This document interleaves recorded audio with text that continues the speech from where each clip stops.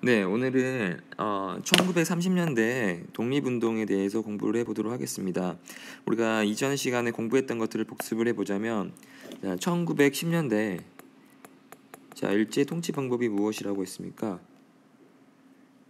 네, 이 사람들의 통치 방법은 무단 통치입니다. 무단 통치. 헌병 경찰이 있었다 그랬죠. 헌병 경찰이 강압적으로 공포감을 조성하면서 우리나라 사람들을 다스렸다고 하였습니다. 그러던 중에 하나 중요한 사건이 발생을 하게 됩니다. 그 사건의 이름은 무엇입니까? 네, 1919년에 3.1 운동이 발생을 하죠. 3.1 운동.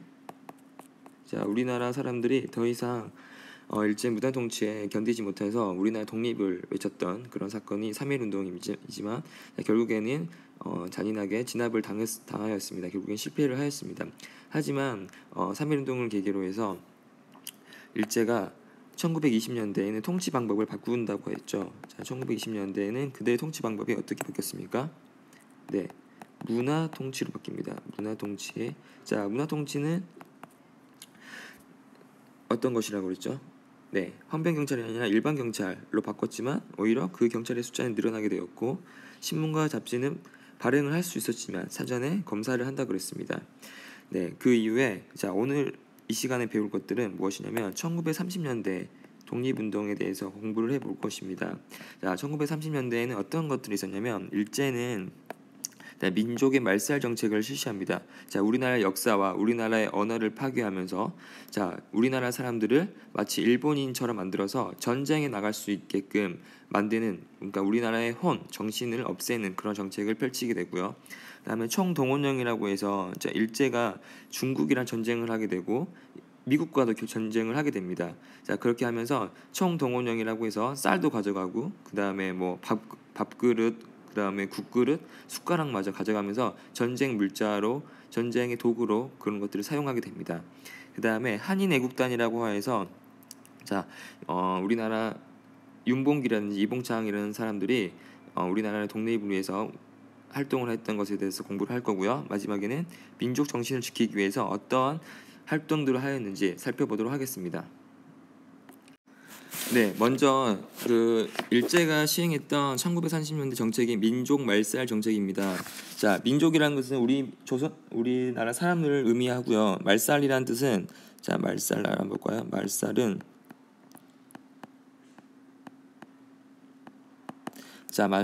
모두 없애다는 뜻입니다. 전부 없애다, 모두 없애다.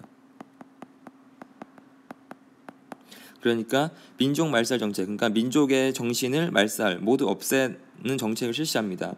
일제는 어떻게 진행이 되냐면 그 만주를 침략하게 됩니다. 만주 침략. 1931년에 만주라는 지역을 침략합니다. 보시면 일제가 먼저 우리나라를 공격을 했죠. 여러분들 이 그림을 한번 그려보도록 합시다.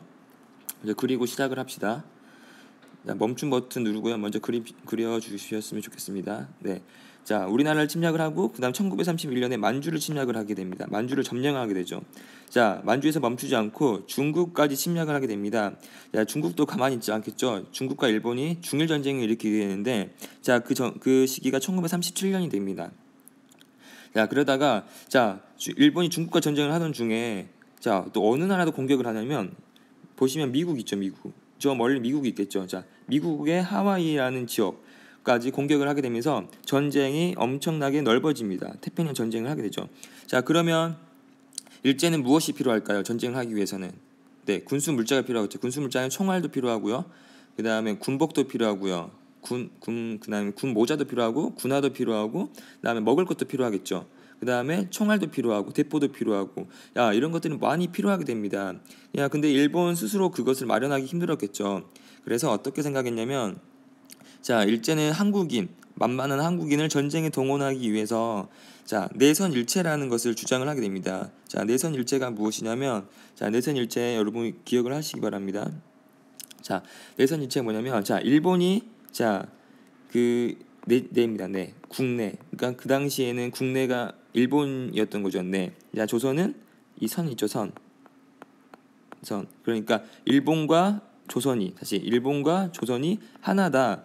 내선일체. 그러니까 일본과 조선이 하나다라는 것을 강조를 하게 됩니다. 왜 강조했을까요? 우리한테 잘해주려고 했을까요? 그게 아니라 자 일본과 조선이 하나라는 것을 강조하면서 자 우리 일본이 전쟁을 하고 있으니까 너희 조선도 우리 일본과 같으니까 전쟁에 나가야 된다. 전쟁에 나가서 우리 일본을 위해서 싸워라 라고 했던 것입니다. 그래서 민족 정신을 없애려고 했던 것이죠. 그러니까 내선일체는 일본 입장에서 일본이 좋게 하려고 우리나라 사람들을 전쟁에 내몰기 위해서 했던 그런 것이라고 여러분 기억을 하시면 되겠고요. 그 다음에 자 학교에서는 무엇을 배웠냐면 자 일본어를 배웁니다. 우리나라 조선어를 배우지 않고 한글을 배우지 않고 일본어를 배웠고요.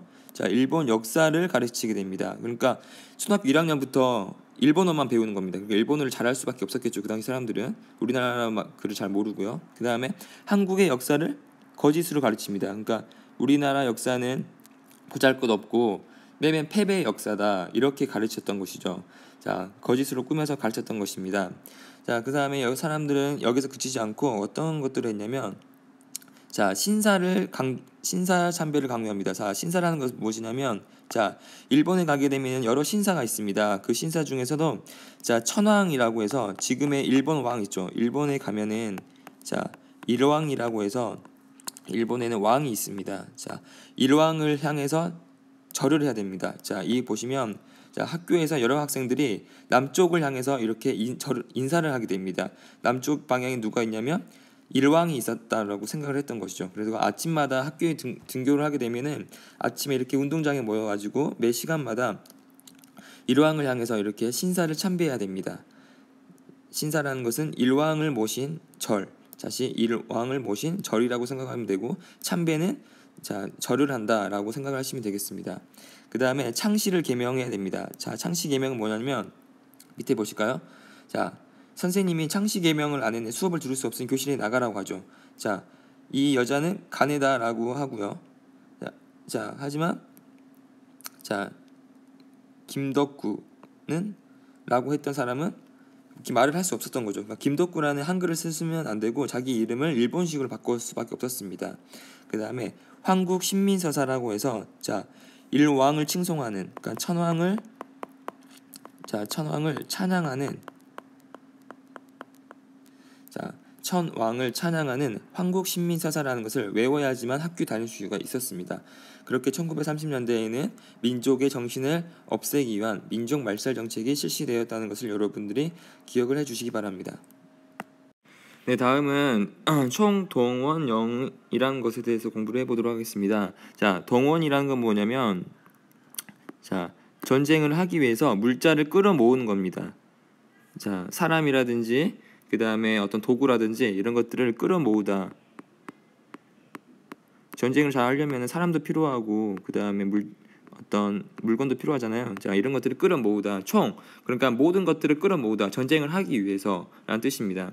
자 일제는 자 우리나라에 전쟁에 필요한 사람이라든지 그 다음에 물자라는 것은 물건을 말합니다. 물건. 자 물건을 강제로 끌고 옵니다. 자 어떤 식으로 끌고 오냐면 자 첫 번째가 자 징병이라고 해서 청년들을 끌어모아서 전쟁터로 군인으로 해서 총알바지로 가는 거죠. 그러니까 전쟁터에 제일 앞장 세워서 총알을 가장 쉽게 맞을 수 있게 그러니까 전쟁의 어떤 희생양으로서 삼았던 거죠. 징병. 그래서 수많은 우리나라 청년들이 전쟁터로 끌려가서 수많은 사람들이 전쟁에서 죽었습니다. 자, 이 사실이고요. 그다음에 징용이라고 해가지고 광산이라든지 공장에 보내서 일을 하게 됩니다. 자 여기 보시면 이게 자 우리나라의 청년들이 징병 그러니까 군대로 끌려간 것을 의미하고요. 그다음 이거는 징용이라고 해서 자 공장이라든지 광산으로 끌려갑니다. 일본이라든지 뭐 어떤 하와이라든지 이런데 노동자에서 끌려가서 거기서 정말 힘들게 일하다가 죽은 사람도 있고 탈출하다가 죽은 사람도 있고요. 돈 한 푼 못 받고 이렇게 힘들게 살았습니다. 이게 우리나라의 어떤 굳이 그 100년 전의 역사였다라고 여러분 기억을 하시면 되겠고 그 다음에 우리 정말 잔인하죠. 무엇이냐면 자 일본군하고 위안부라고 합니다. 자, 점을 찍고 위안부라고 하는데 이게 무엇이냐면 자 우리나라 여성들 있죠. 정말 14세 뭐 거의 여러분 나이 때 그러한 여성들을 여자 소녀들을 전쟁터로 끌고 가서 강제로 군인들이 성폭행하는 것입니다. 누가? 일본이 전쟁터에서 우리나라 여성들을 납치나 아니면 뭐 월급을 많이 준다고 속여서 여성들을 끌고 가서 성폭행을 하는 거죠. 자, 어떤 식으로 하냐면, 자, 여기 보면 군인들이 있죠. 자, 여기 하나의 소녀가 울고 있습니다. 자, 이 조그만 건물에 방에 이 사람들이 와서 차례차례 성폭행을 하는 거죠. 하루에도 뭐 몇십 명씩, 60명 뭐 이렇게 수많은 남자들이 들어와서 강제로 성폭행을 하는 겁니다. 누구를? 우리나라 여성들을. 지금도 그분이, 많은 분은 살아있지 않지만, 자, 몇십 명의 지금 할머니들 살아 계셔서 지금도 일본 대사관 앞에 수요일마다 나와서 항의를 하죠. 정말 너희가 했던 짓, 일제가 했던 짓을 사과해라. 근데 사과를 할까요, 안 할까요? 지금도 사과를 정말 진실된 마음으로 고개 숙여서 눈물 흘리면서 사과를 한 경우가 없었습니다. 그만큼 일본이 뻔뻔하게 지금 나오고 있고 반성도 하지 않고 있다는 것이죠. 자, 지금도 하루에 뭐 한두 분씩 계속 돌아가시고 있다고 합니다. 지금 얼마 남지 않았는데 그분들의 어떤 그런 분노라든지 이런 슬픔들이 좀 이렇게 응어리들이 좀 회복될 수 있게끔 일본이 정말 진정성 있는 사과를 했으면 하는 바람이 있습니다. 자, 그 다음에 일제가 사람뿐만 아니라 어떤 짓을 하냐면, 자, 그 군수 공장으로 해서, 군수 공장이라는 것은 뭐냐면 무기를 만드는 곳입니다. 무기 만드는 공장을 건설을 하고요. 거기에서 옛날에는 놋이라는 그릇이 있었는데 그 놋굿이라든지 철로 만든 농기구 등의 금속을 빼앗아 갑니다. 뭘 하려고요? 네, 총알이라든지 어떤 대포 같은 걸 만들려면 이런 쇠가 필요하겠죠. 자, 이런 것들을 빼앗아 갔고요. 그 다음에 쌀, 보리 같은 양식이 없으니까 우리나라 농민들한테 탈탈 털어가지고 쌀이나 보리를 강제로 가져가게 됩니다. 그럼 우리나라 사람들은 밥그릇도 없습니다. 숟가락도 없이 먹었던 적도 있다고 합니다. 쌀도 부족하게 되고 정말 궁핍하게 어렵게 살았겠죠. 이 시대에 우리나라 사람들은. 자, 이렇게 일본이 전쟁을 하기 위해서 우리나라 사람들을 끌고 갔거나 그다음에 어떤 농기구라든지 그다음에 쌀, 보리 같은 걸 가져갔다는 것을 여러분이 기억을 하시면 되겠고, 이게 가져갔던 쌀이 쌓여 있는 모습이고요. 자, 여기 보시면, 자, 뭐 세숫대야라든지 그냥 농기구라든지 녹그릇 이런 것들 잔뜩 쌓아놓은 모습입니다. 네, 다음은 한인 애국단이라는 단체에 대해서 알아보도록 하겠습니다. 자, 먼저 1920년대 이후에, 자, 대한민국 임시정부가 있었는데, 자, 임시정부의 독립운동은, 자, 일제 탄압으로, 일제의 방해로 어려움을 겪고 있었습니다. 자금도 부족했고요. 그다음 독립운동가도 부족했고, 일제 끊임없는 방해로 인해서 활발한 독립운동을 할 수가 없었던 어려움이 있었습니다. 그 가운데, 자, 김구라는 분이 있었습니다. 김구. 자, 여러분 기억을 하시고요. 자, 이분이 김구입니다. 김구. 네, 우리나라의 독립운동에 아주 큰 역할을 했던 대단한 인물이라고 할 수 있는데, 자, 이분이 1931년에 무엇을 만드냐면, 자, 한인 애국단이라는 것을 만듭니다. 한인 애국단. 자, 이거는 뭐냐면, 자, 잘못 나왔는데 처단. 그러니까 일제의 주요 인물들을 총으로 아니면 뭐 폭탄으로 죽이는 역할을 하는 그런 단체입니다. 그러니까 우리나라의 독립운동이 힘이 드니까, 자, 이러한 한 명, 두 명이 나서 가지고 일본에 정말 나쁜 사람 있죠. 나쁜 사람을 향해서 총을 쏜다든지 폭탄 던진다든지 이런 역할을 하는 사람들이 모여 있는 곳이 한인 애국단이었습니다. 자, 여러 사람들이 활동을 하였는데, 자, 우리 교과서에 나와 있는 거는 두 분입니다. 꼭 여러분이 기억을 해야 됩니다. 자, 어떤 분야이면, 먼저, 자, 이봉창이라는 의사입니다. 이봉창. 자, 이분이 이봉창입니다. 이봉창. 지금 두 손에 폭탄을 들고요. 뒤에는 태극기를 배경으로 해서 사진을 찍은 모습입니다. 자, 이분이 웃고 있는 이유는, 자기가 죽을 것을 알지만 웃고 있는 것은 자기가 한 일이 슬프고 정말 억울한 일이 아니라 자신은 우리나라의 독립을 위해서 정말 값진 일을 하고 있다라는 것에 기뻐하고 있었다라고 했다고 합니다. 그래서 이분이, 자, 일본에 가서, 이분은 실제 일본 말을 굉장히 잘했다고 합니다. 그래서 일본에 가서 어떻게 하냐면, 일본 왕이 있다 그랬죠. 일본 왕이 탄 무엇을 향해서? 마차를 향해서 폭탄을 던지고 순국을 하셨습니다. 자, 아쉽게 일본 왕이 탄 마차가 아니었다고 하죠. 실제 폭탄을 던졌는데 그 다음에 그 폭탄도 불발탄이었다고 합니다. 그래서 폭탄이 터지지 않았던 것이죠. 그래서 이분이 붙잡혔습니다. 붙잡혀서 순국이라는 것은 나라를 위해서 돌아가시다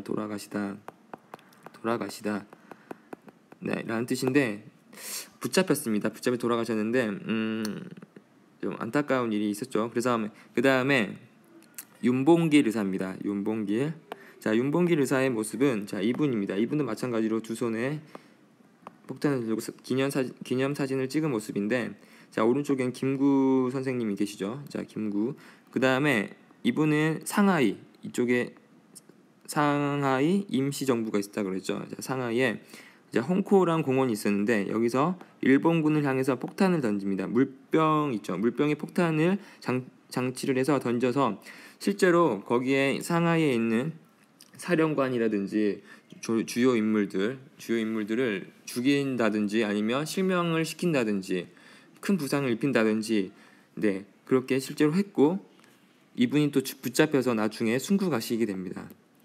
정리해 보자면 1920년대 대한민국 임정부의 독립운동이 부진해지자, 그러니까 어려움에 처하자 김구라는 분이 한인 애국단을 세우고 이봉창 의사와 윤봉길 의사가 각각 이 도쿄라든지 상하이에서 폭탄을 던져서 우리나라의 어떤 독립을 위해서 노력을 하였다. 그리고 마지막에는 순국하셨다라고 여러분 기억을 하시면 되겠습니다.